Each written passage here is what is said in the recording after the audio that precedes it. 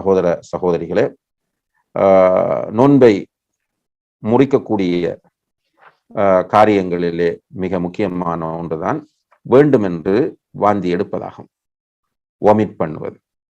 இதை பற்றி ரசூல் ஸல்லல்லாஹு அலைஹி வஸல்லம் அவர்கள் சொன்னார்கள், மன் தரஅஹுல் கைஉ ஃபலா கதாஅ அலைஹி வமன் இஸ்தகாஅ ஃபஅலைஹில் கதா.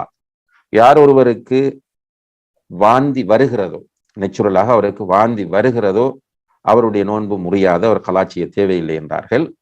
யார் ஒருவர் வேண்டும் என்று வாந்தி எடுக்கிறாரோ அவர் கலா செய்ய வேண்டும் என்று நபி ஸல்லல்லாஹு அலைஹி வஸல்லம் அவர்கள் சொன்ன ஹதீஸ் முஸ்னத் அஹ்மத், அபூ தாவூத், திர்மிதி போன்ற ஹதீஸ் நூல்களிலே பதிவு செய்யப்பட்டிருக்கிறது.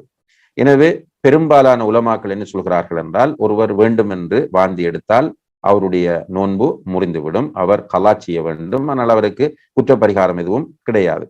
அதே நேரத்தில் ஒருவர் காலையில் அல்லது பகல் வேளையில் இயல்பாக அவருக்கு வாந்தி வருகிறது என்று சொன்னால் அவர் மீது குற்றமில்லை, அவருடைய நோன்பு முறியாது என்பதை நாம் புரிந்து கொள்ள வேண்டும்.